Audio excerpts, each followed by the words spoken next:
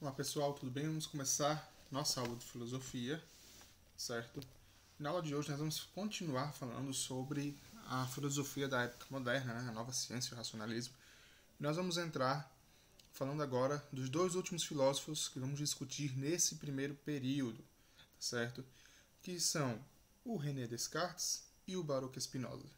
O Baruch Spinoza ficará para a próxima aula. Na aula de hoje nós vamos trabalhar apenas o René Descartes, certo? Que já é muita coisa. Eu vou tentar resumir, fazer um resuminho bem legal para vocês, ok? Bom, pessoal, então o René Descartes, ele era francês, certo? Nasceu em 1596 e morreu em 1650.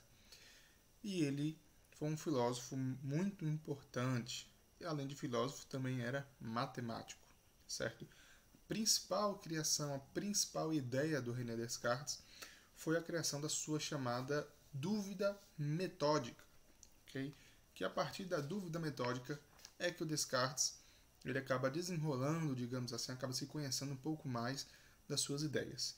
E o que é a dúvida metódica de Descartes? Nós estudamos esse conteúdo ainda no primeiro ano, não sei se vocês se lembram, mas a dúvida metódica de Descartes é que, na verdade, o René Descartes ele tinha a intenção de buscar, certo? De encontrar a verdade. E como foi que ele passou a buscar a verdade? Ele passou a buscar a verdade duvidando de tudo aquilo que pudesse ser enganoso. Um conhecimento, ele estava em busca de um conhecimento literalmente verdadeiro, algo que não pudesse ser contestado por ninguém. Então o Descartes ele começa a duvidar de tudo, né? Duvida dos seus sentidos, do que ele aprendia pelos seus sentidos, ele duvida de tudo aquilo que ele aprendeu seus anos de vida na sociedade, ele duvida da existência do seu corpo, do mundo material, e aí ele encontra a sua verdade, né? Cogito ergo sum, ou seja, penso, logo existo. Então, o que isso quer dizer? Quer dizer que para René Descartes, ele encontra a sua verdade no pensamento. Ele passa, né, a dúvida metódica é um exercício extremo de dúvida, e duvidando de tudo que ele conhecia, de tudo que existia, de tudo que ele sabia, ele chega a uma conclusão de que ainda que tudo que existe, tudo que ele conhecesse, tudo que ele sentisse fosse algo falso, mas existia algo que não poderia ser contradito, ou não poderia ser tido como falso, que era o que? O seu pensamento, certo? Então, se você fizer um exercício na sua cabeça, começar a pensar de que o seu corpo físico não existe, de que a matéria não existe, né? A matéria que eu digo, as coisas materiais, de que tudo que você conhece não existe, somente uma coisa vai ficar recuando na sua cabeça, que são os seus pensamentos. Então, é como se Descartes fosse desfazendo, desconstruindo na cabeça dele, tá certo? Tudo que existisse até que fica um vazio e apenas o seu pensamento ressoando naquele vazio. Okay? E aí surge então a sua verdade. Né? Eu penso, portanto eu existo. Eu penso, logo existo. Cogito ergo sum. O que isso quer dizer? Que o pensamento, segundo Descartes, é a única verdade que existe. É a única coisa concreta que existe, segundo as suas ideias. Tá certo? E aí, a partir dessa dúvida metódica, é que o René Descartes, ou que nós podemos desenrolar, digamos assim, um pouco mais, conhecer um pouco mais sobre o próprio René Descartes e um pouquinho das suas ideias, certo? Então, nós vamos falar um pouquinho aqui das ideias dualistas de Descartes, ou do dualismo cartesiano, certo? Como assim dualismo? Né? Então, seguindo a lógica, né, da dúvida metódica, nós podemos perceber que Descartes ele chega, né, à conclusão de que no mundo existem duas substâncias ou duas fontes materiais, ou duas fontes de existência de algo. Né? A substância pensante, segundo ele, que corresponde à nossa consciência, e a substância extensa, que corresponde à questão material. Então, Descartes ele era um filósofo, assim como Platão foi na antiguidade, que acreditava na existência de duas realidades distintas, por isso dualismo, certo?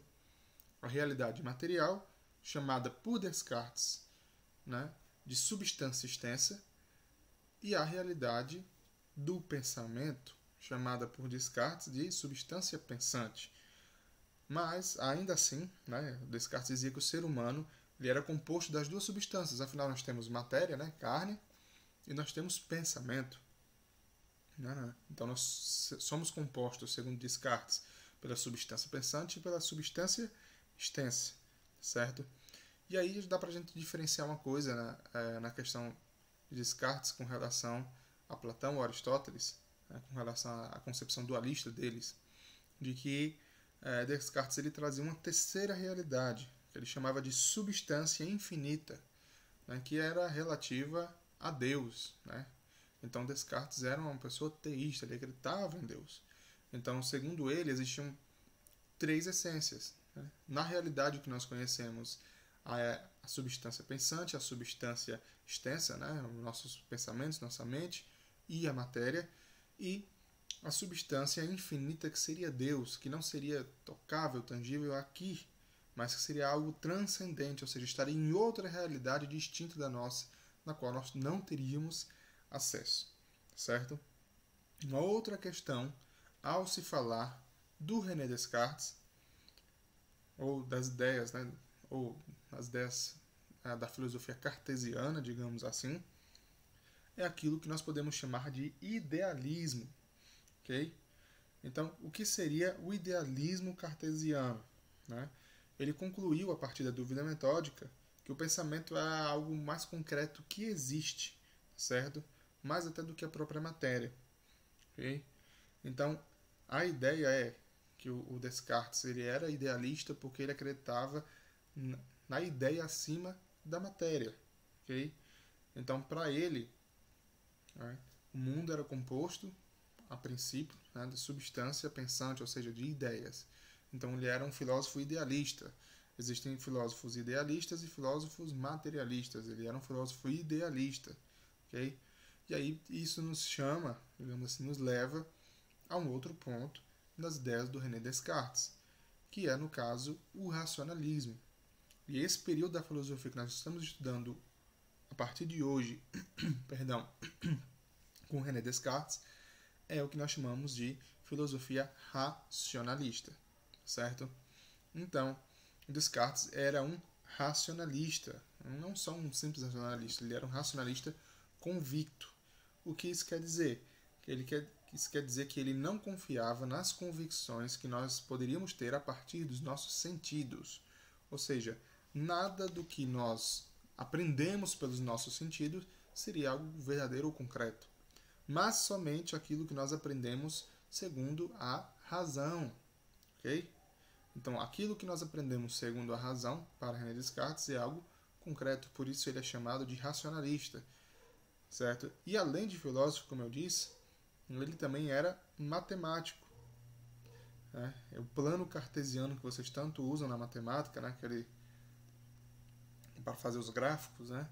Foi uma criação do René Descartes, certo? As coordenadas cartesianas.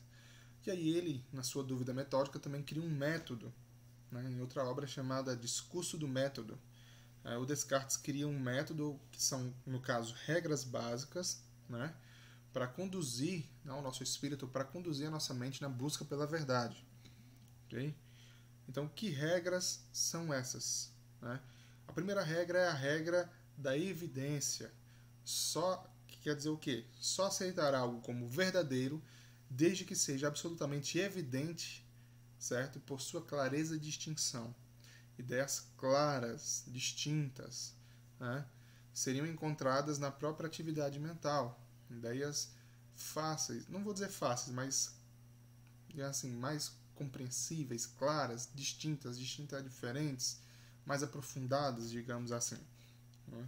Então, Descartes ele propôs a ideia de que, estou falando muita palavra ideia, né? Propôs a noção de que as ideias inatas, né, são plenamente racionais. E o que são ideias inatas? As ideias que nós já nascemos com elas, né? Carregamos desde o nascimento. Okay? Então, a primeira regra era a regra da evidência. Se uma evidência fosse claro, né, e distinta, ela poderia ser verdadeira. Né?